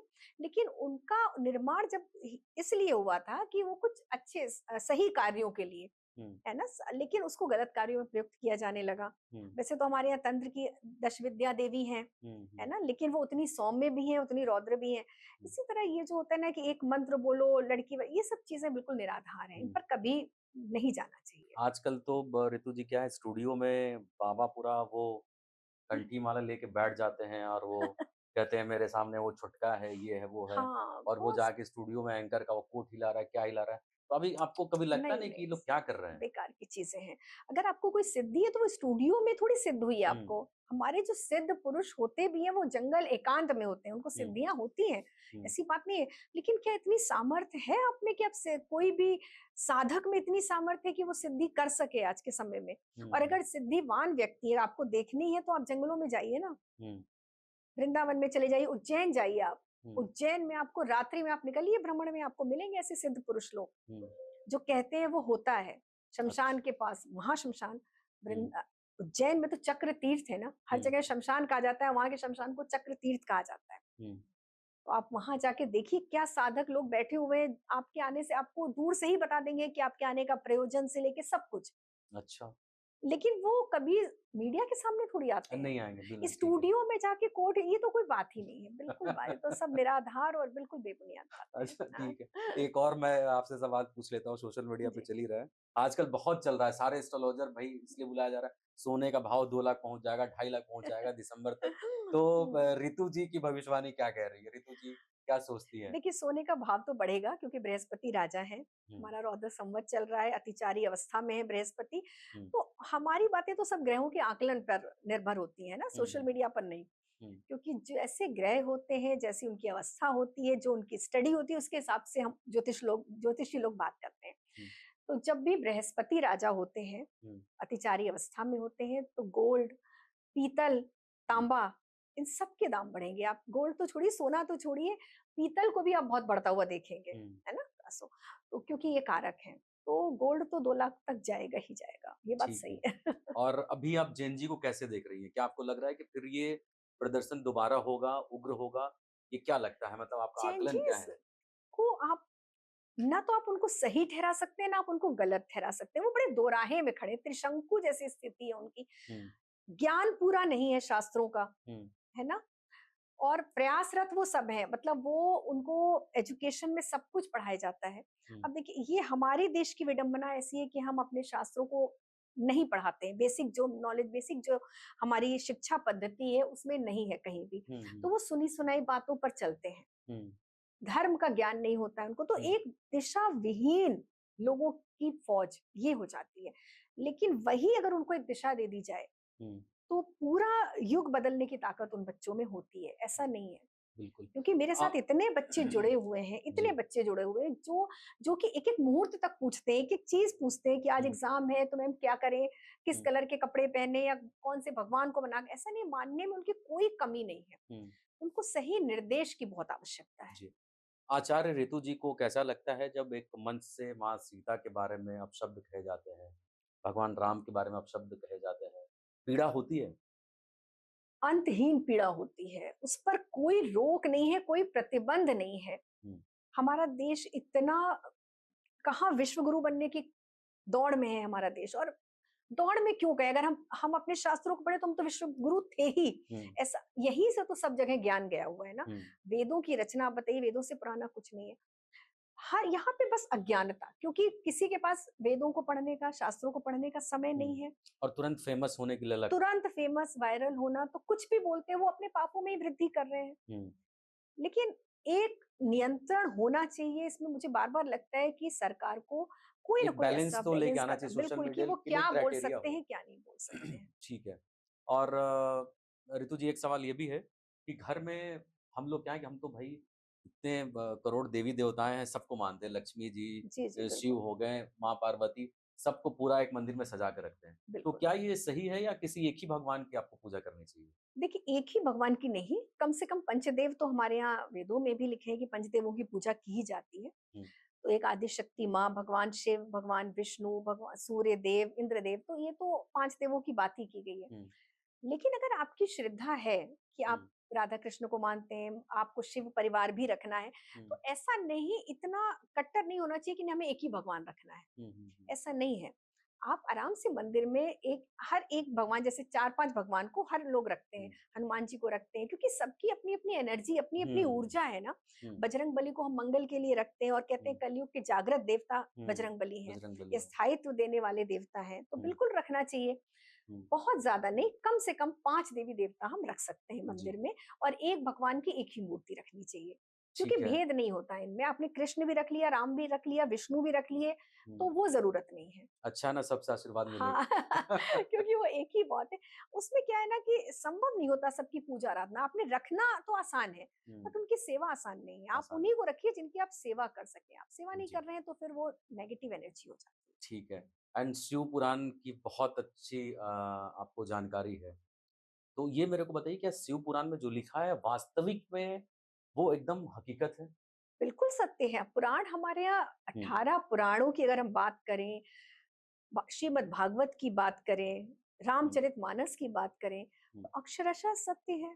ये तो भगवान व्यास ने भी भगवान शिव की प्रेरणा से लिखा है ना। भगवान शिव ने ही तो वरदान दिया था काशी में हुँ, महर्षि व्यास को कि हुँ, तुम आप 18 पुराण लिखोगे। हुँ। जब उन्होंने आराधना की थी मधमेश्वर महादेव की, जी, जी। हुँ, हुँ, हुँ, काशी पहुंचे व्यास जी, हुँ, और वो बड़े परेशान थे, विचलित थे कि मुझे पुराणों की रचना करनी है, लेकिन हुँ। कुछ समझ नहीं आ रहा समझ था। नहीं है, शुरू कहाँ से करें? तो फिर वो गए काशी। जी। पहले उन्होंने व्यासेश्वर महादेव की स्थापना की, बहुत हुँ, समय आराधना की, नहीं समझ आया। हुँ, फिर उनको भगवान शिव ने स्वप्न में आदेश दिया कि तुम मध्यमेश्वर की हुँ, आराधना करो। वहां गए, तब हुँ, भगवान शिव ने बाल रूप में दर्शन दिए हुँ, और उन्होंने कहा मैं स्वयं तुम्हारे कंठ में विराजित होकर और हुँ। तुमसे ये पुराणों की 18 पुराणों की रचना करवाऊं। ओके। तो अक्षरशः सत्य है। देखिए, बातें सब सत्य है, लेकिन हर युग में उनका अर्थ बदल जाता है। जो जो सिद्धांत सतयुग के लिए हैं, वो कलयुग में नहीं एप्लीकेबल हो पाते हैं। हुँ, तो उनके गूढ़ अर्थ को समझना चाहिए। जी। गूढ़ अर्थ को एक बार आप समझ लेंगे ना, तो सब हुँ, संभव हो जाएगा। ठीक है। एक और है कि शिव पर कुमकुम या फिर सिंदूर मतलब हल्दी चढ़ाना चाहिए या नहीं चढ़ाना चाहिए? यहाँ भी भ्रांति है। देखिए, शिव को लोग, कुछ लोग शिव को वैरागी के रूप में पूजते हैं। हुँ, हुँ, हुँ। ठीक है कि शिव वैरागी है, लेकिन शिव से बड़ा गृहस्थ भी तो कोई नहीं कोई है। नहीं है, प्रेम लोगों को शिव से ही सीखना चाहिए। शिव से तो यहाँ भ्रांति है। हुँ, हमेशा हल्दी नहीं चढ़ानी चाहिए, क्योंकि शिव ध्यान अवस्था में रहते हैं, हमेशा हुँ, वो गृहस्थ रूप में नहीं रहते हैं। लेकिन हुँ। कुछ, जैसे कि हम शिवरात्रि से एक दिन पहले जब उनकी हल्दी और मेहंदी की रस्म हम करते हैं जी। शाम में, उस हुँ, समय हम हल्दी चढ़ा सकते हैं महादेव को। हुँ, कार्तिक शुक्ल पूर्णिमा में तो हम वो भी चढ़ाते हैं उनको, तुलसी भी चढ़ाते हैं। जी। चतुर्दशी के दिन, हम्म, कार्तिक शुक्ल पक्ष में जो चतुर्दशी आती है ना, जी। उसमें हम उनको तुलसी पत्र भी चढ़ाते हैं हम्म, और कुमकुम भी चढ़ाते हैं जब शिवरात्रि पर। हम्म, लेकिन रोज नियमित रूप से नहीं, क्योंकि ज्यादातर महादेव को हम कहते हैं ना ध्यान की अवस्था ध्यान में में रहते रखते हैं, हैं। तो वो जी। फिर उनके लिए ध्यान भंग होता है, हम्म। तो अच्छा, इसलिए नहीं एक ये चढ़ाना चाहिए। बहुत ही लोगों ने कहा है कि अगर आपने शिव की पूजा कर ली तो शिव सबसे पहले सब कुछ छीन लेते हैं। ये सही है क्या? नहीं, ये बिल्कुल सही नहीं है, बिल्कुल सही नहीं है। शिव बहुत कुछ देते हैं आपको, आपके जीवन से उसको छीन लेंगे जिससे आपको बहुत ज्यादा परेशानी होने वाली है। हम्म, क्योंकि शिव ने क्या, नीलकंठ क्यों कह रहा है, उन्होंने विष पिया ना, हम्म, तो अपने भक्तों के जीवन से जो विष रूप में लोग हैं, हम्म, विषाक्त रिश्ते, हम्म, जो रिश्ते हम कहते हैं ना आज के उसमें कि बहुत टॉक्सिक चल रहे हैं, हम्म, है ना, आप परेशान हैं, आप हम्म, शिव की भक्ति में जाइए, वो अपने आप ही आपसे दूर खत्म चला हो जाएगा जाएगा। वो व्यक्ति। लेकिन लोगों को पता चलता नहीं है, पता तो चलता नहीं। इसलिए लगता है कि अब अच्छा कोई दूर हो गए। प्रेमी है वो दूर चला जाएगा, तो हम्म, लोगों को लगेगा अरे हमने तो अभी व्रत रखा और देखो चला गया। हम्म, अब उन्हें तो भविष्य नहीं दिख रहा ना, हम्म, भविष्य तो महादेव को ही दिखता है। दिखता है भावी बिल्कुल। मेट सके त्रिपुरारी, हम्म, तो महादेव ही है जो भविष्य बदल सकते हैं, बदल माथे की सकते हैं। लकीरें बदल सकते जी। हैं, तो वो उनको दूर कर देते हैं, इसीलिए लोगों को लगता है। हम्म, तो कोई ऐसा लव वन जिससे आपको बाद में धोखा मिलने वाला है, हम्म, वो आपसे दूर चला जाएगा, शिव पहले ही अलग कर देते बिल्कुल हैं। अलग करो। अच्छा, अब ये है कि बहुत बेसिक बेसिक सवाल बहुत फटाफट जी लेते हैं जी। आपसे। एक ये है कि वास्तु अगर दोष है तो शिव के ऊपर पानी चढ़ा के अगर छिड़काव करते तो वास्तु दोष क्या वाकई में खत्म हो जाता है? बिल्कुल खत्म हो जाता है। ठीक है। दूसरा सवाल ये है कि लोग कहते हैं कि अगर आपके चौखट पे और जैसे ही आप अंदर आते हैं, अगर आपने शिवलिंग का एक वो करके रखा है तो भूत पिशाच कभी नहीं आएंगे। नहीं नहीं, चौखट पे शिवलिंग क्यों रखेंगे? चौखट के अंदर जो घर जैसे एंट्री करते हैं आप, दाहिने या बाएं कहीं पे भी। नहीं, मैं नहीं मानती, क्योंकि शिव हमारे आराध्य हैं, हम उनको घर के एंट्रेंस पे नहीं रखेंगे, हम हम्म, अंदर शिव को आप कहीं भी रखिए, हम्म, भूत पिशाच तो उनके देखिए, भूत पिशाच या नेगेटिव शक्ति दोनों में बड़ा अंतर होता है, हम्म, ठीक है ना? तो अगर आप शिव रखें तो शिव के गढ़ तो रहते ही हैं, लेकिन वो बड़े हम्म, सकारात्मक रूप में रहते हैं, वो आपको नुकसान नुकसान में नहीं ही पहुंचाएंगे। पहुंचाते हैं। और शिव को एंट्रेंस पे तो रखना भी नहीं चाहिए, एंट्रेंस हम्म, पे हम क्यों रखेंगे? जो हमें सबसे ज्यादा हृदय, जो हमारे प्रिय हैं, हम्म, उनको तो आप घर का सबसे मुख्य स्थान देना चाहिए ना। बिल्कुल। जो घर के मुखिया का स्थान है वो महादेव के लिए होना चाहिए। जी। और शिवलिंग जो हम रखते हैं, मंदिर में रखते हैं, घर के अंदर रखते हैं, हाँ, वो कितना बड़ा होना चाहिए? लोग कहते हैं कि मतलब आप तर्जनी से ऊपर अगर शिवलिंग रख रहे हैं तो जी ये जी। गलत है।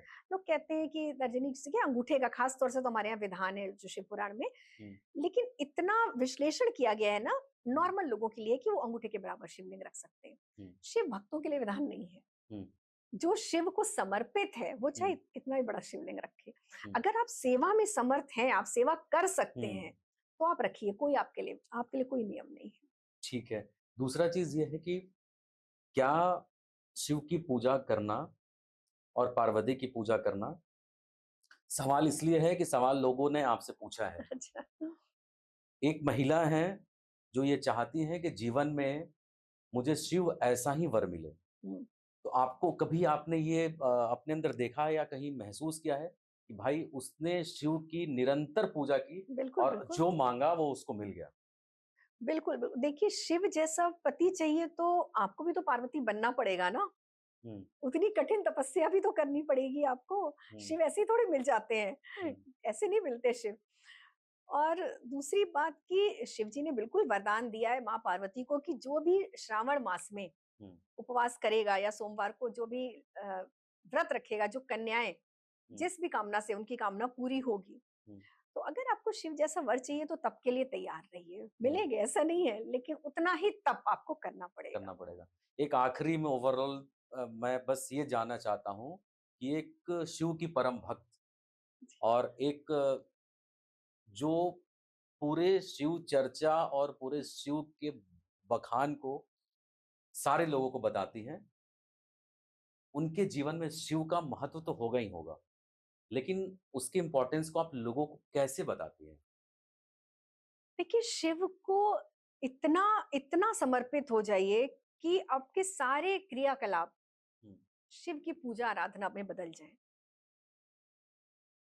आप ये समझ लीजिए कि अगर आपने दुर्गा सप्तशती तो सभी पढ़ते हैं, उसमें जो लास्ट में एक माता की स्तुति की है, उसका भी करीब करीब भावार्थ ऐसे ही है। मैंने वो बचपन में पढ़ लिया था, हुँ, तो तब से मेरा शिव की पूजा करने का वही तरीका है हुँ, कि उसमें ये लिखा गया है कि हे माँ, तो यहाँ हम भगवान शिव को कह सकते हैं कि जितने मेरे शब्द हैं, जो भी मेरे मुख से शब्द निकले, वो सब आपकी स्तुति बन जाए। हुँ, और मैं जितने कदम चलूं, जितने भी, वो सब आपकी महादेव की परिक्रमा बन जाए। हुँ, और मेरे हाथों से जो भी कर्म हो, वो हुँ, सब आपकी पूजा, आपकी आराधना बन जाए।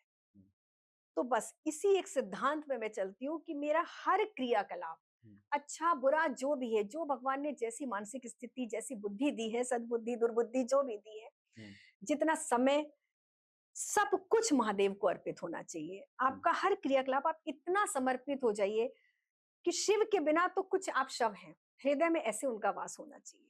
तो जब हम इस अवस्था में आ जाते हैं, तो हम कभी ये नहीं कहते कि हमें समय नहीं मिलता।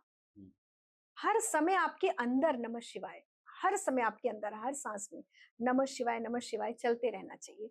माला लेके करने से फायदा नहीं है, हुँ, हुँ, है ना? गिनने से फायदा नहीं है। हुँ, आप कोई भी कार्य कर रहे हैं, आपके अंदर शिव नाम अनवरत चलना चाहिए। हुँ।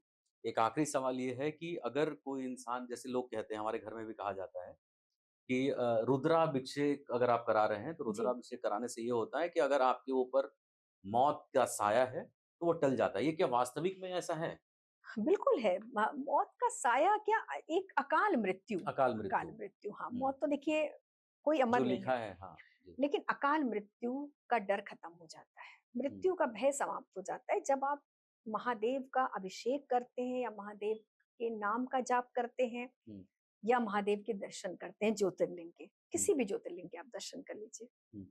अकाल मृत्यु का भय समाप्त हो जाता है।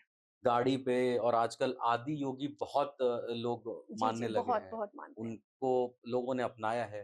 तो क्या कार में जो आदि योगी हम रखते हैं या कहीं पे भी आप रख रहे हैं, आपने अपने ऑफ़िस में रखा है, लेकिन उसकी पूजा नहीं करते हैं, ये बिल्कुल। गलत नहीं है?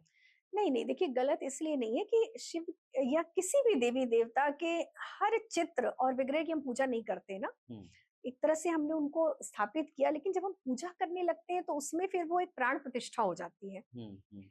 तो ये तो सिर्फ़ हमारे फ़ोकस के लिए कि हमें उनकी याद आती रहे, है अच्छा। ना? हुँ, क्योंकि हम ईश्वर का नाम, जब हम ईश्वर को जितनी बार देखेंगे उतनी बार कनेक्ट होंगे। हुँ, तो हमसे कुछ भी गलत नहीं होगा, उनकी एक कृपा हम पर रहेगी, हुँ, इसीलिए। हुँ। पूजा करना ज़रूरी नहीं है, आप किसी के घर में अगर जाते हैं तो आपके यहाँ उनके यहाँ चित्र लगे हुए हैं, जी। तो हर चित्र की पूजा तो नहीं करते, हुँ, हुँ, लेकिन हर चित्र लगाना गलत भी नहीं है, हुँ, क्योंकि वो पूरा घर ही ईश्वरमय हो जाता है। हुँ, हुँ, तो ऐसा गलत कुछ भी नहीं है, अपनी-अपनी श्रद्धा पर डिपेंड करता है कि आपकी कितनी श्रद्धा है, कितना भरोसा है। हुँ। जब हम शिव को देखते हैं ना गाड़ी चलाते हुए, तो ये लगता है एकदम भरोसा हमारा, हम अपने कॉन्फिडेंस के लिए उनको लगाते हैं, जी, उनकी पूजा के लिए नहीं लगाते हैं। हमारा ही जी, कॉन्फिडेंस बहुत बढ़ जाता है कि ठीक है। हमारे साथ प्रभु हैं। और बहुत मतलब आखिरी में सवाल एक जो आपके पास था उसको आखिरी में मैं इसलिए रखा हूँ, जी, क्योंकि ये लोग बहुत थोड़ा इसको जी, समझे और देखें। वो पेयर्स हाँ, जो शिव भक्ति में ये मानते हैं कि मुझे प्रेमिका जो है हाँ, वो मिल मिल जाए। जाए। वो पति-पत्नी जो ये मानती हैं कि और प्यार शिव और पार्वती की तरह प्रगाढ़ हो जाए। तो वो शिव को किस रूप में पूजे और क्या सावन में कोई ऐसा विधि है जो स्पेशल उनके लिए बनाया गया है कि भाई ये जो शादीशुदा लोग हैं वो करेंगे तो शिव जल्दी प्रसन्न होंगे? बिल्कुल, देखिए वो शिव-पार्वती को परिवार के रूप में, जो परिवार की तस्वीर मिलती है या जो मूर्ति मिलती है, उस रूप में पहले तो पूजना शुरू कर दें। हुँ, क्योंकि जो आदि योगी को अगर आप पूजेंगे, तो कहीं हुँ, न कहीं वैराग्य तो मिलेगा ही मिलेगा, हुँ, है ना? आपको वैराग्य देते हैं। ये मैं बिल्कुल मानती हूँ कि अगर आप पूरा रुद्राक्ष पहनना शुरू कर दें, आप एक मुखी रुद्राक्ष पहनिए, हुँ, धीरे-धीरे विरक्ति आनी निश्चित है, बिल्कुल निश्चित है। लेकिन अगर आपको प्रेम ही चाहिए, तो पहले तो आप रुद्राक्ष में सिर्फ़ गौरी शंकर रुद्राक्ष पहनिए। हुँ। ठीक है? हाँ, सिर्फ गौरी शंकर आपने अगर तो सोच में डाल दिया, मैं हाँ, तो नहीं, एक एक मुखी मुखी आपको विरक्त मैंने करेगा। वो एक रखा है। मुखी रुद्राक्ष तभी पहनिए जब जीवन का उद्देश्य केवल शिव साधना रह जाए। अच्छा। ठीक है? हुँ, और शिव पार्वती की तस्वीर ऐसी रखिए जिसमें देखिए, आप केवल शिव पार्वती की भी रख सकते हैं, बहुत उनके विहार की तस्वीरें मिलती हैं, हुँ, तो वो आप रख सकते हैं अपने पास। हुँ, और मंदिर अगर जाते हैं तो पहली बात तो दोनों साथ जाएँ, हुँ, और भगवान शिव को जो हम लोटे में जल अर्पित करते हैं, उसमें थोड़ा सा मीठा जल है ना, हम्म। थोड़ा सा चीनी, शक्कर, गुड़ कुछ भी मिला दे और पति पत्नी दोनों महादेव को एक साथ अर्पित करें और उनकी जो अर्ध परिक्रमा होती है वो एक साथ करें। कम से कम 5 सोमवार ऐसा करना चाहिए उनको। जी। उनका प्रेम हमेशा बढ़ता ही रहेगा, कभी कम नहीं होगा। ऋतु जी, बहुत बहुत शुक्रिया आपका। और मुझे ये लगता है कि अभी तक के हमने जितने भी पॉडकास्ट किए या जो हम देखते हैं और समझते हैं शिव को लेकर, और शिव के ऊपर जितनी भी भ्रांतियां हैं उसको लेकर, पूजा विधि को लेकर, वो सारा चीज आपने बहुत ही जी। स्पष्ट करके बताया है। और वो महिलाएं जो खासकर परेशान होती हैं कि शिव की वंदना कैसे करें, शिव की पूजा कैसे करें, रुद्राक्ष कैसे धारण करें, और उनके स्वरूपों का वर्णन जो आपने किया है, एक एक चीज त्रिशूल से लेके जो हलाहल विष उन्होंने पिया, तो मुझे लगता है कि एक सही साधक के लिए सही साधना के रूप में आज आप हमारे साथ जुड़ी हैं। बहुत-बहुत धन्यवाद आपका हर हमारे इस स्टूडियो में आने थैंक के लिए। यू, हर हर और महादेव। दोस्तों, उम्मीद है कि आज का ये चर्चा हमारे दर्शकों को कई सवालों के साथ जवाब के एंड तक ज़रूर लेके जाएगा, और सोचने का ये नया नज़रिया भी मिलेगा आपको कि शिव ही शक्ति है, शिव ही प्रेम है, शिव ही त्याग है, और शिव ही परिवार है। बहुत-बहुत शुक्रिया आपका। ॐ नमः शिवाय। ॐ नमः शिवाय। ॐ ह्रौं जूं सः ॐ भूर्भुवः स्वः। ॐ त्र्यम्बकं यजामहे सुगन्धिं पुष्टिवर्धनम्। उर्वारुकमिव बन्धनान् मृत्योर्मुक्षीयमाम्।